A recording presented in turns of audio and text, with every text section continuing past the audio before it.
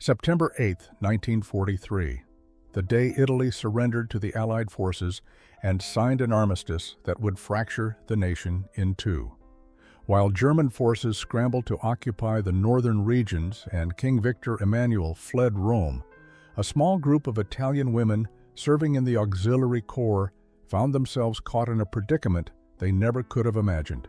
Within weeks, 32 of them would be transported across an ocean to a land they had been taught to view with suspicion, where they would encounter something far more shocking than captivity itself. A plate of food that would challenge everything they thought they knew about their own culinary heritage. But before we discover what happened when these Italian women first tasted American spaghetti and meatballs, tell us where you're watching from in the comments below. The story begins not with surrender, but with service. In the summer of 1943, thousands of Italian women had volunteered for the Auxiliary Corps, serving their country in various support roles. They worked as radio operators, clerks, nurses, and supply coordinators, believing they were defending Italy's honor and supporting their brothers, fathers, and sons on the front lines.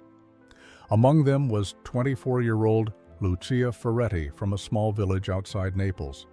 She had joined the Corps in 1942 after her two brothers enlisted, determined to contribute to what she believed was Italy's rightful place among the world's great powers. Lucia's specialty was communications, and she had been stationed in Sicily when the Allied invasion began in July of 1943. The invasion transformed Sicily into a battlefield almost overnight. Lucia and her fellow Auxiliary Corps members found themselves evacuating from post to post as Allied forces advanced across the island. The women maintained their duties even as the situation grew increasingly desperate, processing communications and maintaining records while bombs fell and armies clashed around them. They had been trained to serve with dignity and discipline, and they clung to these principles even as their world collapsed. But discipline could not stop the inevitable. When Italy's government signed the armistice on September 8th, the Italian military structure began to disintegrate. Some units surrendered immediately to Allied forces. Others, loyal to Mussolini and Germany, continued fighting. The women of the Auxiliary Corps found themselves in an impossible position, abandoned by their command structure and surrounded by advancing enemy forces. Lucia remembered the morning of September 15th, when American soldiers arrived at the communications post where she and 14 other women had been maintaining operations. They had nowhere to run and no clear orders about what to do.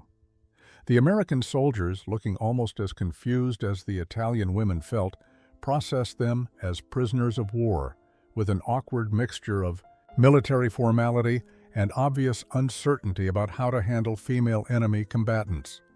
Within days, Lucia and her companions were joined by 17 more Italian Auxiliary Corps women captured at various locations across Sicily. Together, 32 women, ranging in age from 19 to 36, found themselves facing an uncertain future as prisoners of an enemy they barely understood.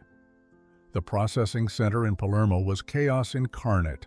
Hundreds of Italian soldiers sat in cordoned areas awaiting transportation to prisoner of war camps, their faces showing everything from relief to shame to defiant anger.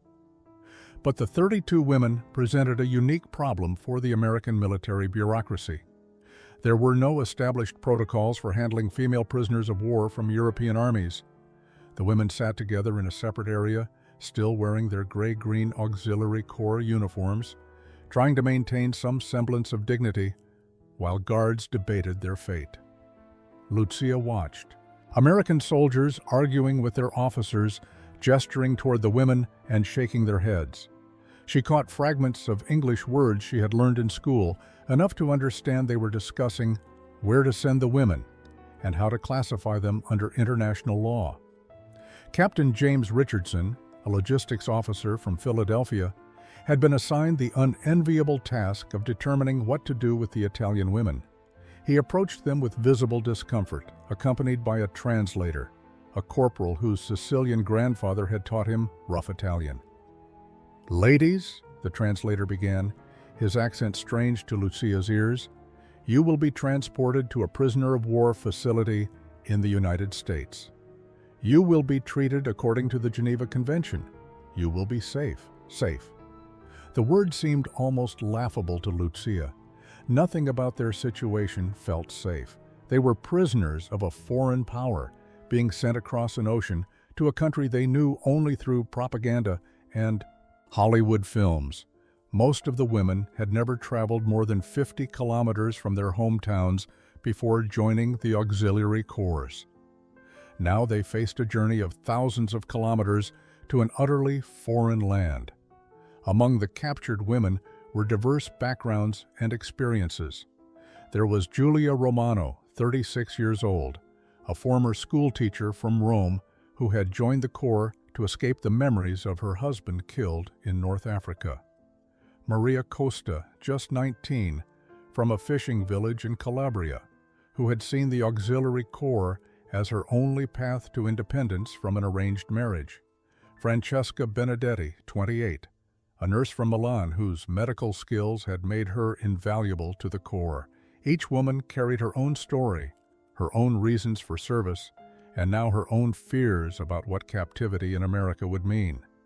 They were given one day to write letters to their families, though no one could promise when or if those letters would arrive. Italy was fragmenting into civil war, with the North under German occupation and the South contested between multiple forces.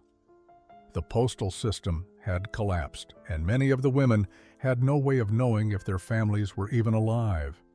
Lucia wrote to her mother with hands that trembled slightly.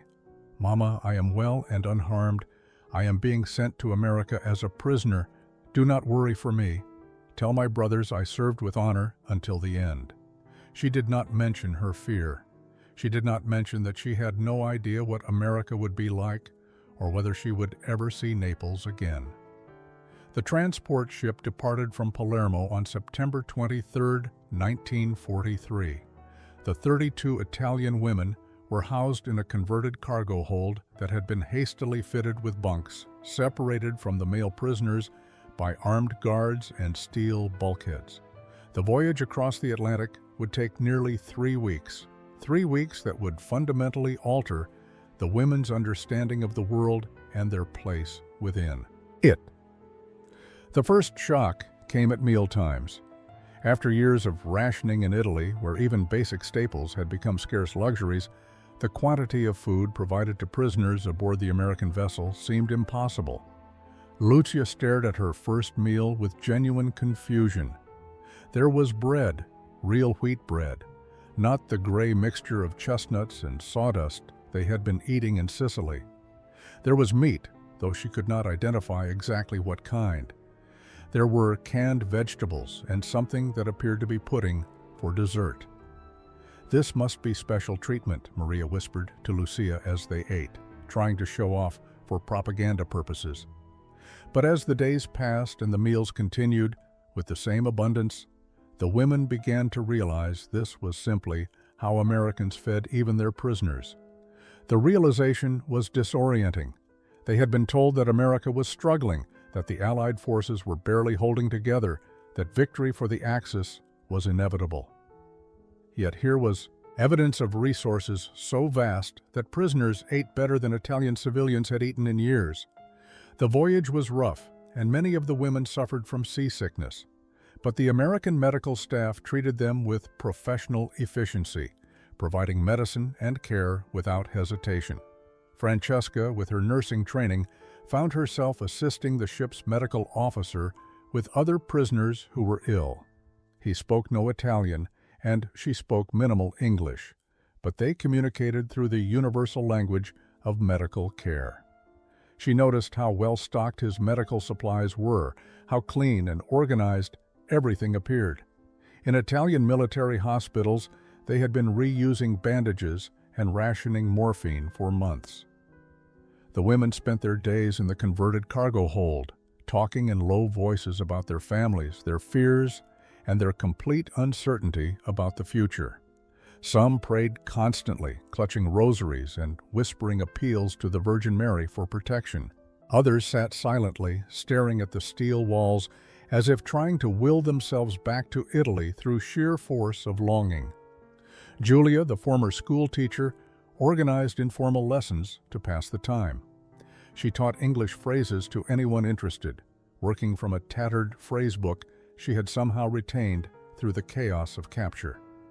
The most important phrases, "Giafes," she told them, were practical ones. "I do not understand. Please speak slowly. Where is the bathroom? Thank you." The women practiced these phrases, their Italian accents thick and uncertain, not knowing that these first stumbling attempts at English would eventually become fluent conversations. They arrived at New York Harbor on October 14, 1943. The Italian women stood on the deck of the transport ship, staring at the Manhattan skyline with expressions of absolute wonder. None of them had ever seen buildings so tall, so numerous, so utterly intact. Every city they had known in Italy bore the scars of war: bombed buildings, rubble-filled streets, neighborhoods reduced to hollow shells. But New York rose before them like something from a fever dream, glittering and whole and impossibly vast. "This cannot be real," Maria breathed. "No place can be this untouched by war." But it was real, and it was only the beginning of their education in American abundance. The women were transferred to a train that would carry them across the continent to Colorado. If New York had shocked them, the journey through America's heartland left them speechless.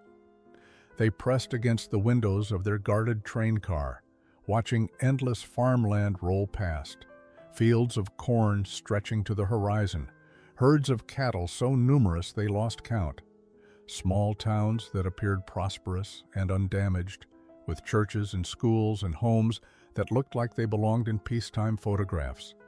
How can they have so much, Lucia wondered aloud, when the entire world is at war? The answer, though the women could not yet articulate it, lay in America's geographical isolation from the conflict. While Europe tore itself apart, American farms continued producing. American factories hummed with production, and American cities remained untouched by bombardment. The contrast to Italy's desperate scarcity was almost obscene in its magnitude. The train journey took 4 days, during which the women were fed regularly and well. Breakfast included eggs, bacon, bread with butter, and coffee. Lunch brought sandwiches thick with meat and cheese. Dinner featured hot meals with vegetables and sometimes dessert. The American guards seemed to find nothing remarkable about this abundance, eating their own meals with casual indifference to the plenty surrounding them. But for the Italian women, every meal was a revelation and a bitter reminder of how thoroughly their country had been defeated. They arrived at Camp Carson outside Colorado Springs on October 18th. The facility sprawled across hundreds of acres of high desert terrain surrounded by barbed wire fences and guard towers. But even here, the sense of abundance persisted. The barracks buildings looked new and well-maintained. There was electricity, running water, and heating systems. The camp held several thousand prisoners, mostly German and Italian men captured in North Africa and Sicily. But the women were housed in a separate compound that had been hastily prepared for their arrival. Captain William Foster, the camp commander, addressed them through an interpreter on their first day. "You will be treated in accordance with international law. You will work, but your work will be compensated. You will receive mail and be allowed to send letters. You will have access to medical care and religious services." The women listened with a mixture of suspicion and desperate hope, not yet understanding that this American captain actually meant what he said. The women's compound at Camp Carson consisted of 4 barracks buildings, POWs, mess hall, a recreation room, and a small administrative office. Within their first week, the camp administrators needed to assign work duties to the Italian prisoners. Some women were assigned to laundry services, others to clerical work in the camp administration. But 12 of the women, including Lucia and Maria, were assigned to kitchen duty in the main mess hall that served both the women's compound and a portion of the camp's American staff. This assignment would prove to be far more significant than anyone initially realized. The kitchen was a revelation of American industrial efficiency and abundance. Stainless steel surfaces gleamed under bright electric lights. There were refrigerators the size of small rooms, freezers packed with meat, and pantries stocked with ingredients in quantities the Italian women had never seen outside of commercial warehouses. The head cook, a heavy-set sergeant named Robert Murphy from Boston, ran his kitchen with military precision and surprising good humor. "All right, ladies," he said through the interpreter on their first day, his Boston accent thick even in translation, "we're going to teach you how we do things American style. You work hard, we'll get along just fine." The Italian women exchanged uncertain glances but began learning their assignments. Maria was put on vegetable preparation, standing at a long steel counter with peelers and knives. Lucia was assigned to assist with pasta and grain dishes. Francesca, with her steady hands from nursing, was given the delicate task of baking. As they worked, the women could not help but notice the staggering quantities of everything. Mountains of potatoes to be peeled, crates of fresh vegetables that would have fed their entire villages for weeks, sides of beef hanging in the walk-in freezer that represented more meat than most Italian families saw in a year. One morning, Sergeant Murphy pulled out enormous cans labeled tomato sauce and began opening them with a mechanical can opener. Lucia watched in fascination as he dumped the contents into a massive pot, added what seemed like half a cup of sugar, some dried herbs she did not recognize, and began stirring. "What is he making?" she whispered to the interpreter, a young private named Anthony Russo, whose grandparents had emigrated from Sicily 30 years earlier. "Spaghetti sauce," Private Russo replied, looking slightly uncomfortable. "American style." Lucia's eyebrows rose. She had grown up watching her mother and grandmother make ragu, a process that took hours of careful attention, slowly building flavors with fresh tomatoes, aromatic vegetables, and small amounts of meat when available. What Sergeant Murphy was doing bore no resemblance to any sauce she had ever seen. Over the following weeks, the Italian women witnessed cooking practices that ranged from curious to horrifying in their eyes. Pasta boiled until it was soft enough to cut with a fork, cheese that came pre-grated in bags, meatballs the size of a child's fist seasoned with unfamiliar spices and swimming in that sweet tomato sauce, bread that tasted more of sugar than of grain. Everything was big, fast, and efficient, designed to feed hundreds of men quickly rather than to honor ingredients or tradition. Among the American guards assigned to the women's compound was Staff Sergeant Vincent DeMarco, a 32-year-old soldier from the Bronx whose grandparents had immigrated to New York from Campania in 1905. DeMarco had grown up in a thoroughly Italian-American household where his grandmother still cooked traditional meals and spoke more Italian than English.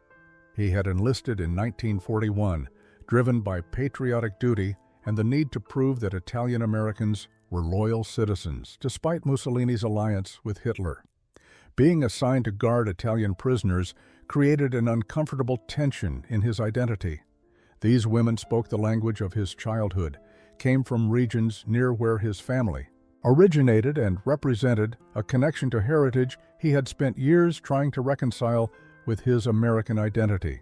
He found himself studying them during his shifts, noticing small details that reminded him of his own aunts and cousins, the way they gestured when speaking, the fierce pride they maintained even in captivity, the particular cadence of their arguments, which seemed constant despite their circumstances.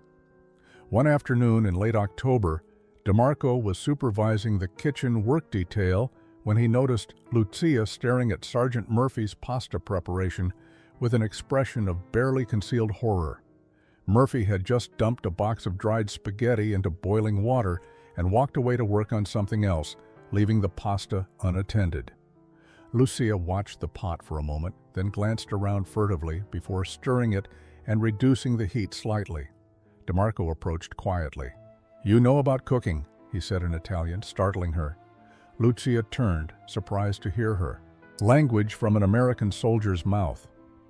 "My grandmother cooks," she replied carefully, unsure if she was violating some rule. DeMarco smiled slightly. "Mine too." From Salerno. "She would have your Murphy's head for what he does to pasta." The brief exchange opened a crack in the wall between captor and captive. Over the following weeks, DeMarco found himself stopping by the kitchen more frequently during his shifts. He began translating not just orders but context, helping the Italian women understand American cooking methods while quietly acknowledging that these methods often contradicted everything they knew about food. The breaking point came in early November when Sergeant Murphy announced plans for a special Italian dinner to boost morale among the prisoners. He seemed genuinely proud of the idea, completely unaware of the cultural landmine he was about to trigger. "We're going to make them feel at home," he told DeMarco enthusiastically. "Real Italian feast. Spaghetti and meatballs. Garlic bread. The works." DeMarco felt a sense of impending disaster, but was not sure how to articulate his concerns to his superior officer. The Italian women, overhearing the announcement through Private Russo's translation, exchanged looks of apprehension mixed with morbid curiosity. They had seen what Americans considered Italian food. The thought of being served this as some kind of tribute to their heritage felt almost like mockery, though they sensed no malicious intent. Lucia approached DeMarco after the announcement. "Sergeant," she said in halting English she had been practicing, "this dinner, it will be very American, yes?" DeMarco nodded sympathetically. "Very American," he confirmed. The announcement of the special Italian dinner spread through the women's compound like wildfire, generating reactions that ranged from anxious curiosity to outright dread. Camp Commander Foster had approved Sergeant Murphy's proposal enthusiastically, seeing it as an excellent opportunity to demonstrate American goodwill toward the prisoners and boost morale during the approaching holiday season. The dinner was scheduled for November 20th, and Murphy threw himself into planning with genuine enthusiasm, completely sincere in his desire to honor the Italian women with food from their homeland. He consulted his collection of American cookbooks, most of which featured Italian-American recipes developed by generations of immigrants who had adapted their traditional cooking to American ingredients and tastes. He ordered extra supplies through camp procurement, requisitioning massive quantities of ground beef, canned tomatoes, dried pasta, and what he believed were appropriately Italian seasonings. The kitchen staff began preparations days in advance, and Murphy invited several of the Italian women to observe, thinking they would be pleased to see their national cuisine being prepared. Lucia, Maria, and Julia stood in the kitchen on November 18th watching Murphy's preparations with expressions of polite diplomatic horror. He had laid out his ingredients with pride: 5 pounds of ground beef for meatballs, 6 large cans of tomato sauce, a bag of sugar, dried oregano and basil that bore little resemblance to the fresh herbs they knew, pre-grated Parmesan cheese in a cardboard container, box after box of dried spaghetti from a company called Ronzoni.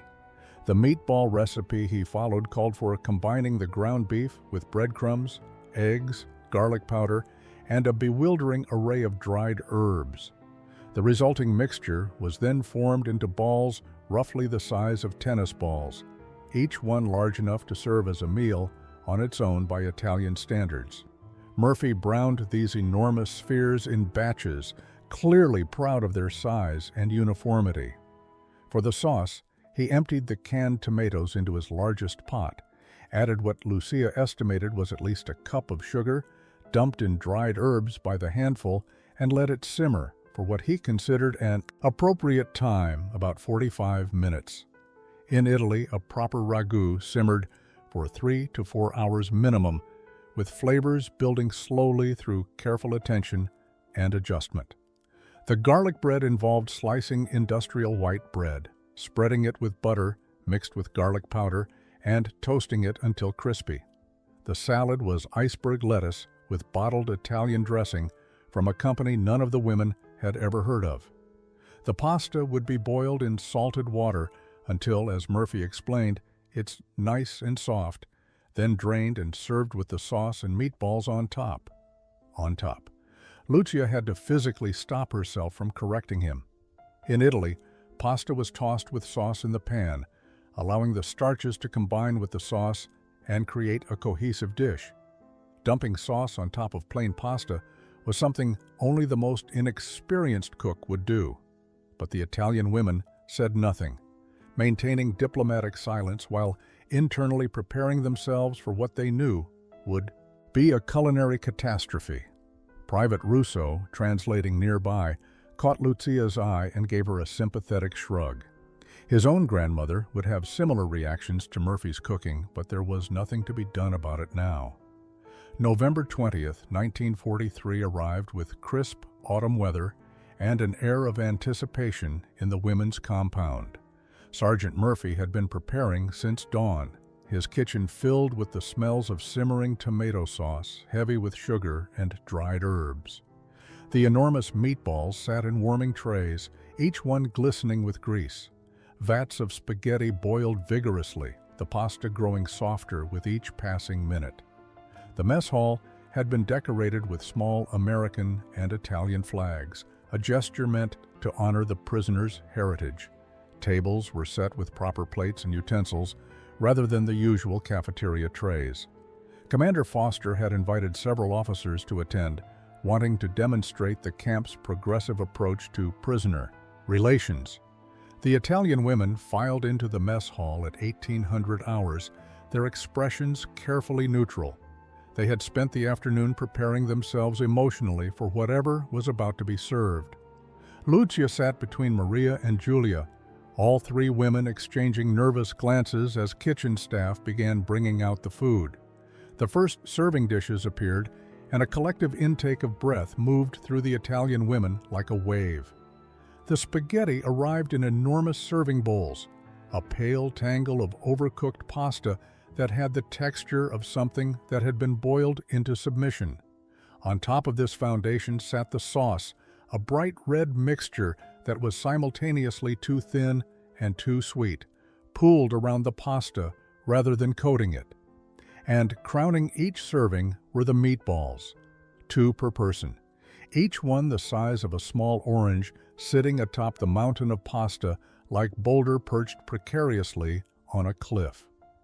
The visual presentation alone violated every principle of Italian culinary tradition. Maria stared at her plate with an expression that suggested she had been personally insulted. "This is not food," she whispered in Italian. "This is an act of war." Julia, ever the diplomat, attempted to find something positive to say. "The portions are very generous," she offered weakly. Lucia picked up her fork, studying the plate before her as if it were a puzzle she needed to solve. The meatballs were dense and heavily seasoned with unfamiliar spices. The sauce tasted predominantly of sugar and canned tomatoes, with an artificial quality that came from dried herbs rather than fresh ingredients. The pasta had been cooked so long that it had lost any texture, becoming a soft mass that required minimal chewing. Around the mess hall, Italian women attempted their first bites with varying degrees of success.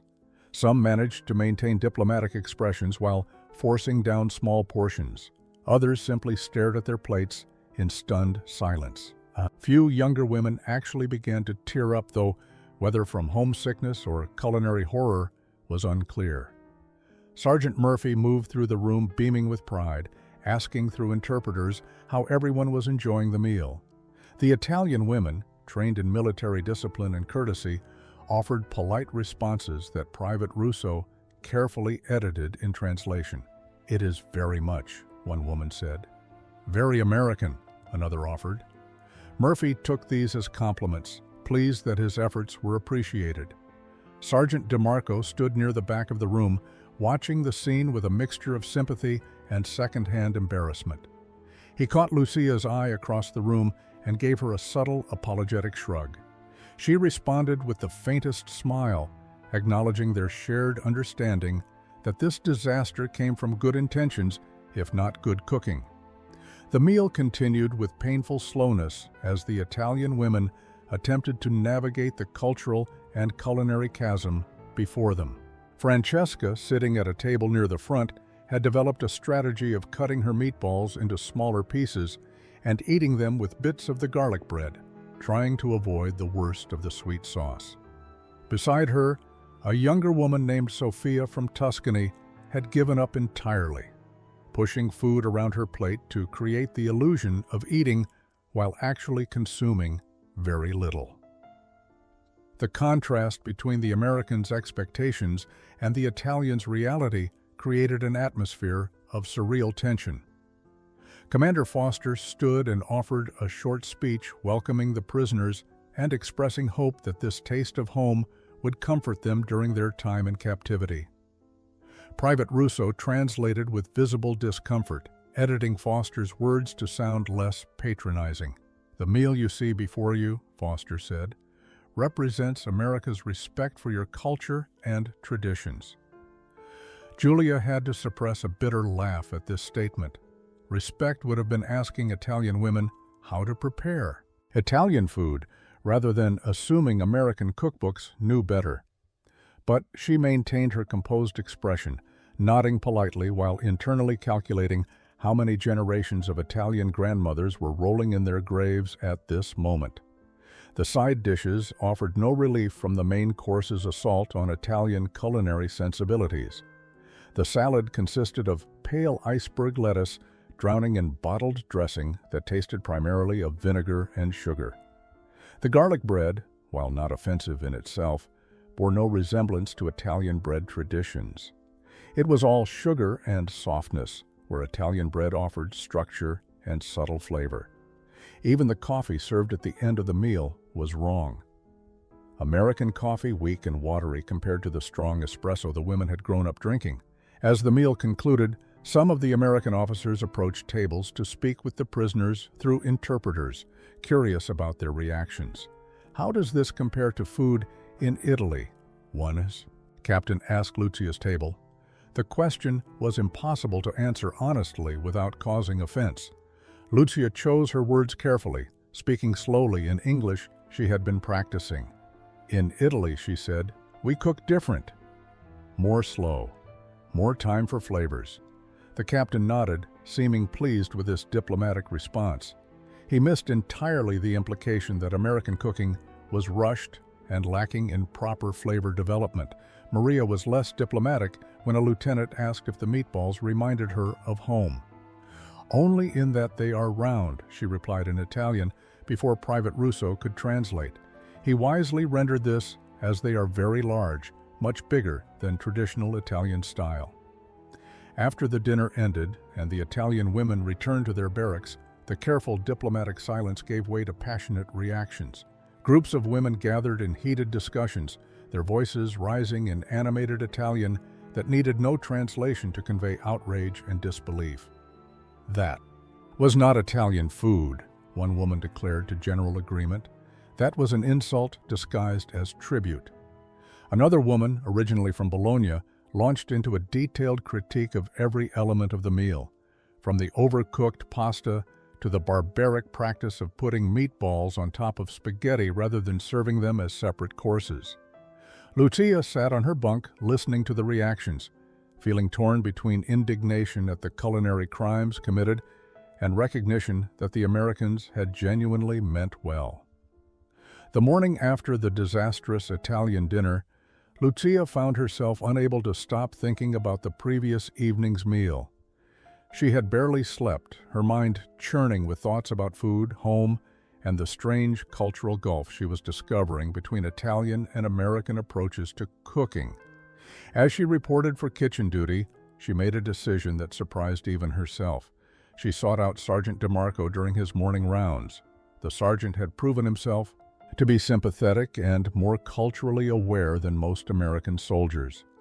She found him near the administrative building, reviewing duty rosters. "Sergeant DeMarco," she called him, in careful English. "May I speak with you?" DeMarco turned, noting her serious expression.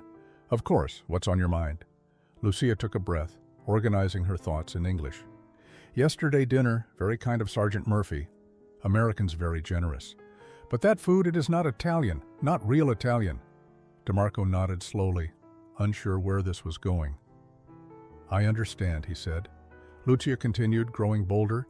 "We can teach. Italian women, we know how to cook real Italian food. If Americans want to give us Italian dinner, we should make it correct way. DeMarco considered this unexpected proposition. It was unusual enough that he needed to think through the implications.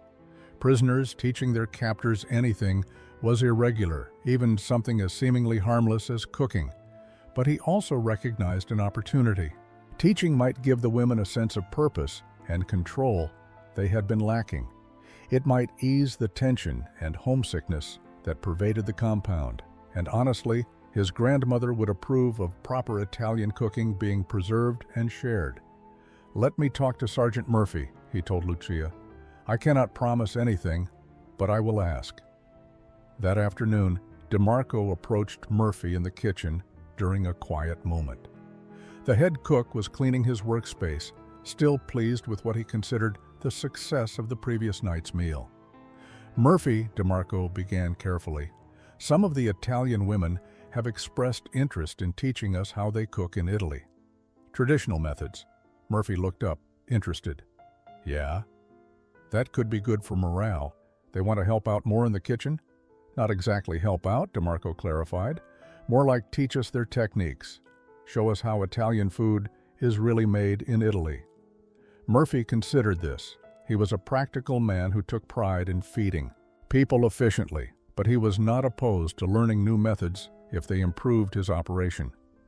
"Would need to clear it with Commander Foster," he said. "And we'd need to see if we can get different ingredients. Some of the stuff they probably use, we might not have access to." DeMarco felt a surge of hope. "So you're open to the idea?" Murphy shrugged. "Sure, why not? If they can teach us something useful and it keeps them busy and happy, seems like a win all around." The proposal worked its way through the camp's administrative channels over the next several days. Commander Foster, intrigued by the unusual request, saw potential benefits beyond just cooking. Teaching programs might serve as a model for productive prisoner activities. He approved a trial program with conditions. The Italian women could teach cooking techniques 2 afternoons per week. They would work under supervision. Any ingredients beyond standard supplies would need to be justified and approved, and the program would be evaluated after 1 month to determine if it should continue. The first cooking lesson was scheduled for December 2nd, 1943. Lucia, Julia, and Maria were selected as the primary instructors, with 3 other women chosen to assist. Sergeant Murphy had cleared workspace in the kitchen and assembled a small group of American soldiers who volunteered to participate. Among them were several guards, 2 administrative clerks, and Private Russo, whose grandmother's cooking had given him appreciation for authentic Italian methods. Sergeant DeMarco attended as translator and supervisor. The atmosphere was awkward at first. Enemy soldiers and prisoners of war standing together in a kitchen represented an unusual breach of normal military protocol. But food had a way of transcending barriers that formal diplomacy could not. Lucia began by explaining the philosophy behind Italian cooking rather than jumping straight into recipes. "In Italy," she said through DeMarco's translation, "we believe ingredients must be respected. Simple food, but prepared with care and attention." The first lesson focused on pasta, the foundation of Italian cuisine. Julia demonstrated how to make fresh pasta by hand, something that immediately fascinated the American soldiers. She created a well of flour on the counter, cracked eggs into the center, and began working the mixture with her hands. Her movements were practiced and efficient, years of muscle memory guiding her through the process. The dough came together slowly, transformed through kneading from a rough mixture into something smooth and elastic. "Watch how it changes," she explained through DeMarco. "You must feel when it is ready. This cannot be rushed." The American soldiers took turns attempting to replicate her technique, their efforts clumsy but earnest. Murphy discovered that his assumption about cooking, being about following precise measurements, did not apply to pasta making. It requires feeling and judgment, qualities he had not considered part of the culinary process. Maria taught them about sauce, starting with the fundamental concept that tomato sauce should taste of tomatoes, not sugar. She walked them through making a simple marinara using canned tomatoes, since fresh were unavailable in December Colorado. But even with canned tomatoes, the difference in technique was dramatic. She showed them how to cook garlic gently in olive oil until fragrant but not burned, how to crush the tomatoes by hand rather than using them straight from the can, how to add just a touch of salt and let the tomatoes cook down slowly, concentrating their natural sweetness rather than adding sugar. The Americans tasted the difference immediately. "This is lighter," Private Russo said with surprise, "but somehow has more flavor than what we usually make." "Exactly," Maria replied, through DeMarco's translation. Italian cooking is about bringing out what is already in the ingredients, not covering them with other flavors. Over the 2-hour session, the kitchen became a space of unexpected connection. Language barriers dissolved as the universal language of food took over. American soldiers laughed at their clumsy attempts to knead dough properly, while Italian women offered patient corrections. The rigid hierarchy of captor and captive softened into something approaching friendship between teachers and students. When the lesson concluded, they had produced fresh pasta and simple marinara sauce that bore little resemblance to the previous week's disaster. They sat together, Americans and Italians, sharing the food they had created and discovering that breaking bread together had profound effects on how they saw each other. The cooking lessons continued through December, transforming the kitchen into an unexpected bridge between cultures. But on December 15th, the fragile hope that had been building in the women's compound was shattered by the arrival of mail from Italy. The Red Cross had finally established reliable postal routes through liberated southern Italy, and a bundle of letters addressed to various prisoners at Camp Carson arrived in the morning mail call. 23 of the 32 Italian women received correspondence. 9 received nothing, facing the terrible uncertainty of not knowing whether their families were alive, dead, or simply unable to make contact through the chaos of a divided and occupied Italy. Lucia received 2 letters. The first was from her mother, dated October 8th.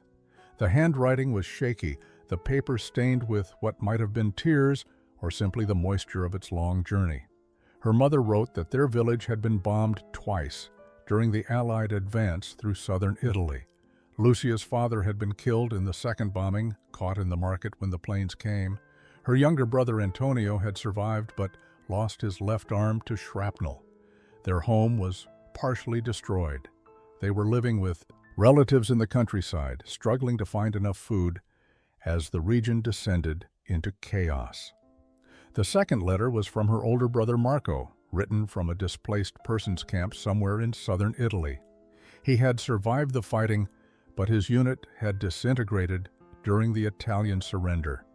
He wrote of confusion, betrayal, and shame. German forces had executed Italian soldiers they considered traitors for surrendering to the Allies. Marco had witnessed friends shot by their former allies.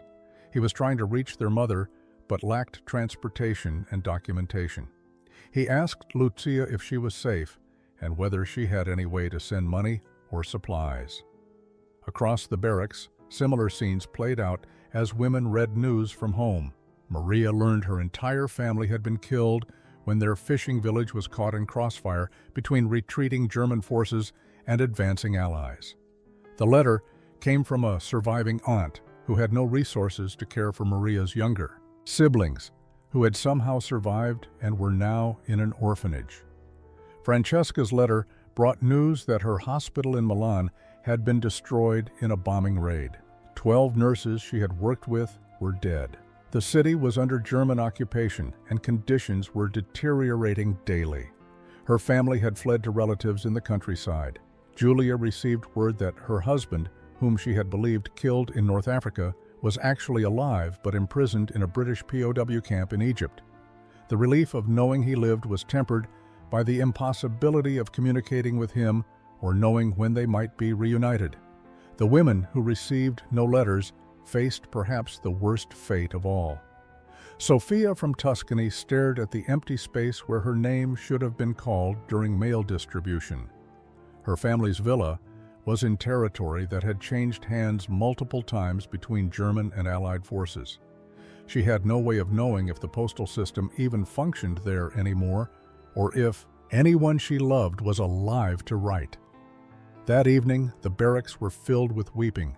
Women clutched letters and photographs, mourning losses and grappling with guilt about being safe and fed while their families suffered. The devastating news from Italy could have ended the cooking program before it truly began. Many of the women withdrew into grief, questioning whether they had any right to find purpose or joy while their homeland suffered such catastrophe. But Sergeant DeMarco, with unexpected wisdom, argued that continuing the lessons might provide exactly the healing the women needed. Giving them work that honored their heritage while building connections could be more therapeutic than allowing them to sit alone with their anguish. Commander Foster agreed to continue the program, though he ordered increased supervision and access to the camp chaplain for anyone struggling with the news from home. The second round of cooking lessons began on December 20th, and to everyone's surprise, more Italian women volunteered to participate. They needed something to do with their hands, something to focus on besides the letters from home. Lucia threw herself into teaching with an intensity that surprised even herself. When she was demonstrating how to properly prepare risotto, explaining the patience required to add broth gradually and stir constantly, she was not thinking about her father's death or her brother's injury. She was honoring the traditions her grandmother had taught her, keeping alive knowledge that suddenly felt precious and fragile. The risotto lesson became a meditation on attention and care. "You cannot rush this," Lucia explained to the assembled American soldiers through DeMarco's translation. "You must add the broth slowly, waiting for each addition to be absorbed before adding more. You must stir constantly, feeling the rice change texture. It takes 30 minutes minimum. No shortcuts." The American soldiers, accustomed to cooking that prioritized speed and efficiency, found this approach almost revolutionary. Private James Chen, a guard from California, discovered he had a natural talent for the patient stirring risotto required. "There is something calming about this," he admitted. "Like meditation." "Exactly," Lucia replied, managing a small smile despite her grief. "Cooking should not be rushed. It should be a time to think, to be present." Maria taught bread making, showing techniques passed down through generations of Italian women. She demonstrated how to judge dough readiness by touch rather than measurement, how to shape loaves properly, how to create steam in the oven for proper crust development. The process of kneading bread became therapeutic for both teachers and students. There was something healing about working dough, feeling it transform under your hands, creating something nourishing from simple ingredients. The Italian women began incorporating stories into their lessons, sharing memories of family meals and traditional celebrations. Julia described her grandmother's Sunday dinners, where 3 generations gathered around a table for hours, eating multiple courses and arguing passionately about everything from politics to the proper way to make gnocchi. These stories gave the American soldiers glimpses into a world utterly foreign to their own experiences. Food in Italy was not just fuel or even just pleasure. It was identity, connection, and cultural continuity, all rolled into the ritual of shared meals. Through teaching, the Italian women were processing their grief while preserving something precious from the homes they might never see again. By January 1944, the cooking program had evolved far beyond its original scope.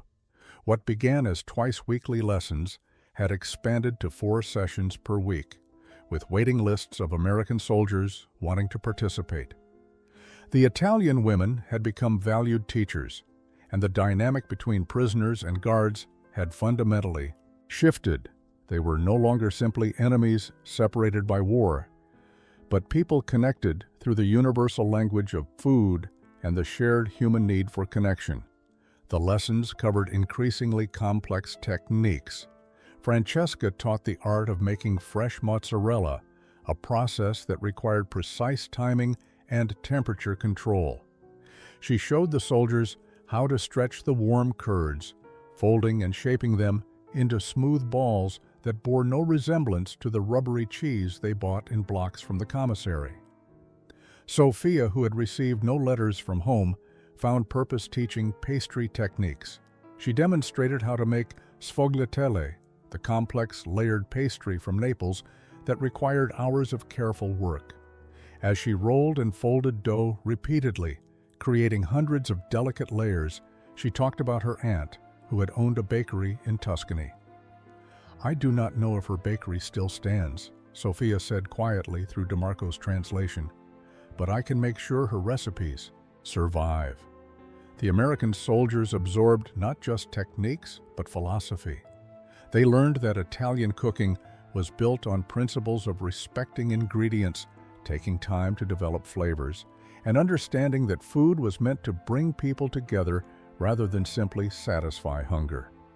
Sergeant Murphy, initially defensive about having his methods questioned, became one of the most enthusiastic students.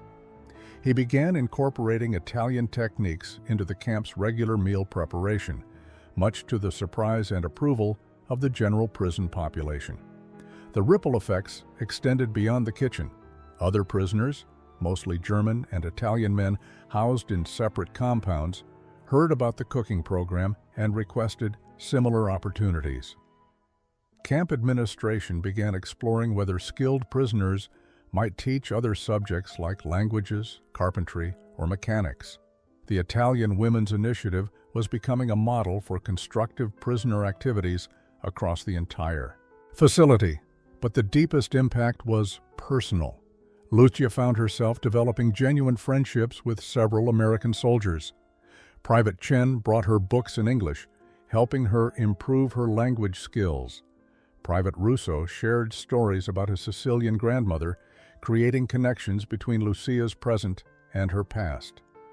Even Sergeant Murphy began asking Lucia for advice on his personal cooking, wanting to impress his wife with Italian dishes when he eventually returned home.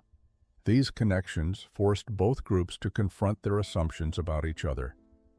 The Italian women had been taught that Americans were culturally shallow, obsessed with efficiency over quality, and lacking in appreciation for tradition. They discovered, instead, people genuinely curious about other cultures, willing to learn, and capable of deep appreciation for craftsmanship and care. The American soldiers had viewed Italian prisoners as defeated enemies, perhaps pitiable, but fundamentally other. They discovered women with rich cultural knowledge, strong work ethics, and complex inner lives not so different from their own sisters and mothers back home. Spring arrived in Colorado with dramatic temperature swings and unpredictable weather. By April 1944, the cooking program had become so successful that a local newspaper ran a feature story about the Italian women teaching American soldiers authentic culinary traditions. The article caught the attention of officials in Washington who were beginning to plan for the eventual repatriation of Italian prisoners. Italy had surrendered months earlier, and while the country remained a battlefield between Allied and German forces, the southern regions were under Allied control and theoretically safe for returning prisoners. The announcement came on April 28th during the regular morning assembly. Commander Foster stood before the Italian women with official documents from the War Department. "Ladies," he began, speaking slowly so Private Russo could translate effectively, "I have received notification regarding your status as prisoners of war. Italy is now a co-belligerent with the Allied forces, and arrangements are being made for your repatriation to liberated Italian territory. You should expect processing to begin within the next 8 to 12 weeks. The words that should have brought relief instead landed like stones in still water. The Italian women exchanged glances filled with complex emotions. Freedom should have been cause for celebration, but the reality of returning to a devastated homeland filled many of them with dread rather than joy. Lucia sat in the barracks that evening, trying to process her feelings. Her letters from home painted a picture of Italy that bore little resemblance to the country she had left. Her family was scattered, homeless, and struggling to survive. Her village was in ruins. The Germany that had occupied the north committed atrocities daily against Italian civilians they now considered traitors.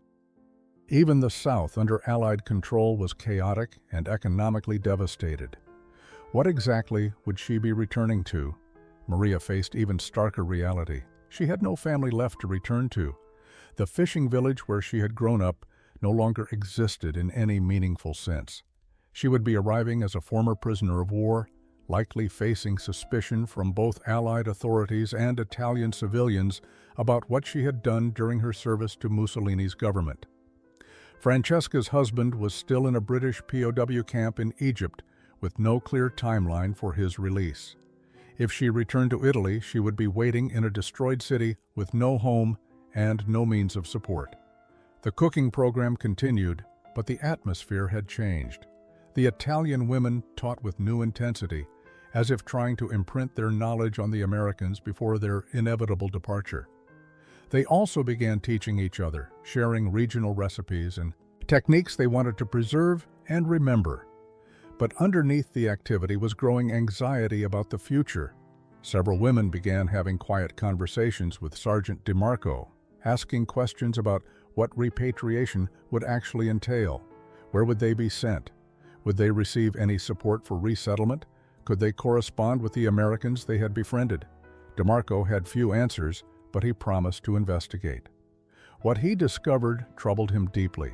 Returning prisoners would be processed through displaced persons camps, given minimal documentation, and essentially left to find their own way in a chaotic post-war Italy. May 15, 1944 arrived with unseasonable warmth and clear skies. Commander Foster called a special assembly for all Italian women prisoners to provide detailed information about repatriation procedures. Transportation would be arranged for early July. They would travel by train to New York, then by ship to Naples.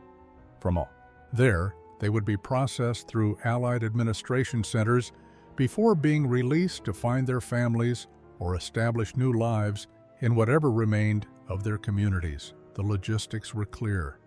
But as Foster concluded his briefing and prepared to dismiss the assembly, Lucia stood slowly. Her hands trembled slightly, but her voice was steady. "Commander Foster, may I speak?" "Permission granted," Foster replied, surprised. Lucia glanced at her fellow prisoners before continuing in careful English. "Some of us have been talking. We are grateful for announcement of freedom, but we have question. Is it possible, is there any way for some of us to remain in America instead of returning to Italy?" The question hung in the air like an unexpected thunderclap. Foster's expression shifted from surprise to confusion. "Remain here? As prisoners?" "No, sir," Lucia clarified. "As immigrants, as workers. We have skills, we have learned English. We want to build lives here if it is possible." Stasa request was unprecedented. Foster had processed hundreds of repatriations during his military career, but he had never encountered prisoners asking to stay in the country that had defeated them. He asked for clarification, and what followed was an outpouring of carefully rehearsed arguments. Maria stood next, explaining in halting English that she had no family to return to. "Nothing waits for me in Italy except memories of death. Here, I have found purpose. I have friends, I have hope for future." Francesca spoke about wanting to continue her medical training, something impossible in a destroyed Italy with overwhelmed hospitals and no resources. Sophia talked about preserving culinary traditions through the teaching program, keeping alive knowledge that might otherwise be lost. One by one, 14 of the 32 women stood to express similar sentiments. They were not rejecting Italy out of disloyalty, but acknowledging reality. The country they had served no longer existed. The families they had left were dead, scattered, or unable to support them. In this American prison camp, they had discovered possibilities for lives built on something other than survival and grief. Foster was deeply troubled by the request. These were enemy nationals, regardless of Italy's current co-belligerent status. Immigration law was complex, and he doubted exceptions would be made for former prisoners, but he was also moved by their obvious sincerity and the transformation he had witnessed over the past months. These were not the same women who had arrived frightened and defiant in October. They had become contributing members of the camp community, teachers who had enriched the lives of American soldiers and prisoners alike. "I cannot make promises," Foster told them carefully. "This decision is far above my authority, but I will forward your request through proper channels and advocate for consideration. It is unusual, perhaps unprecedented, but these are unusual times." The request from the Italian women created administrative chaos that rippled through military and civilian bureaucracies for weeks. Foster sent detailed reports to the War Department explaining the situation and vouching for the women's character and contributions. Sergeant DeMarco wrote a passionate supplementary letter describing the cooking program's success and arguing that the women had demonstrated exactly the kind of transformation and integration that American values supposedly encouraged. Local newspapers picked up the story, and public reaction was mixed. Some editorials questioned why enemy soldiers should receive special treatment when American families had sacrificed so much during the war. Others, particularly in Italian-American communities, saw the women's request as validation of America's cultural appeal and wrote letters supporting their petition.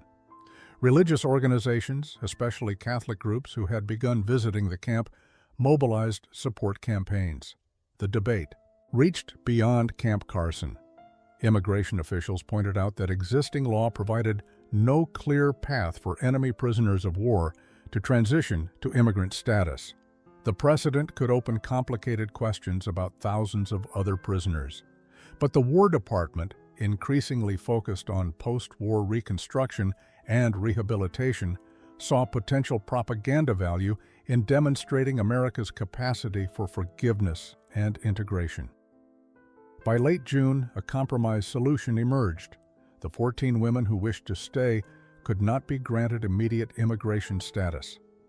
However, they could be reclassified as displaced persons rather than prisoners of war.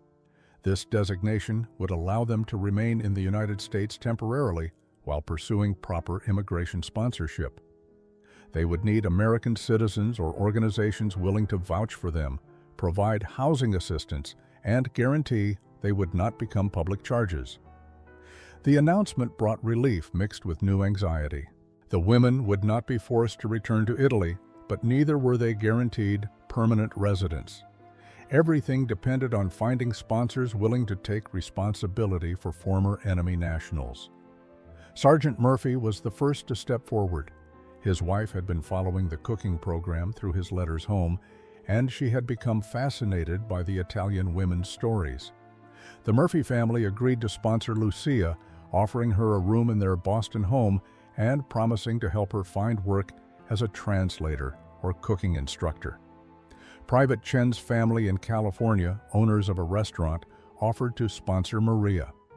They saw value in her culinary knowledge and were willing to train her in restaurant operations while she pursued citizenship. Other sponsors emerged from unexpected places. The Henderson family, who ran a boarding house in Colorado Springs, offered to sponsor Francesca while she pursued nursing certification. A Catholic church in Denver agreed to sponsor Sophia, providing housing and employment in their community kitchen. Local Italian-American families, moved by the women's desire to preserve their cultural heritage in America, stepped forward to sponsor several others. The remaining prisoners who had chosen repatriation watched these developments with mixed emotions. Some felt their companions were abandoning Italy in its darkest hour. Others understood the practical realities and wished them well. The bonds formed over months of shared captivity remained strong despite different choices about the future. 25 years later, on a warm September afternoon in 1969, the kitchen of a small restaurant in Boston's North End bustled with activity. Lucia Ferretti Morrison, now an American citizen with grown children, supervised a cooking class attended by a diverse group of students eager to learn authentic Italian techniques. Her restaurant, named simply Lucia's, had become a landmark in the neighborhood, known for food that honored traditional methods while embracing American ingredients and sensibilities. The walls were decorated with photographs spanning decades. One showed a much younger Lucia standing in a prison camp kitchen beside Sergeant Murphy, both smiling over a pot of properly made risotto. Another captured her wedding day, married to an American veteran she had met through mutual friends after the war. A third showed her receiving her citizenship certificate in 1950, tears of joy streaming down her face. Maria Costa Chen owned a successful Italian restaurant in San Francisco with her husband's family, blending Italian and Chinese culinary traditions in ways that delighted customers and confused purists. She had never returned to Italy, but she maintained correspondence with distant relatives and sent money to help rebuild her village's church. Francesca had become head of nursing at a Denver hospital, known for combining Italian warmth with American efficiency in patient care. She had eventually reunited with her husband after his release from the British prison camp, and together they had built a life in Colorado, raising 3 children who spoke both Italian and English. Sophia had returned to Italy in 1958, but not as a refugee. She traveled as an American citizen and culinary instructor, invited to teach traditional techniques at a cooking school in Florence. She moved between countries, preserving traditions while building bridges between Italian and American food cultures. The women who had chosen immediate repatriation in 1944 had their own remarkable stories. Several had become leaders in Italian-American friendship organizations, working to strengthen bonds between former enemies. They carried with them memories of American kindness that helped convince skeptical Italians that reconciliation was possible. On this September afternoon, Lucia's restaurant hosted a reunion. 8 of the original 14 women who had chosen to stay gathered with some of the American soldiers who had been their guards and students. Sergeant DeMarco, now retired, sat at the head table beside his wife. Private Chen brought his family from California. Even Sergeant Murphy, elderly but still enthusiastic, attended with his grandchildren.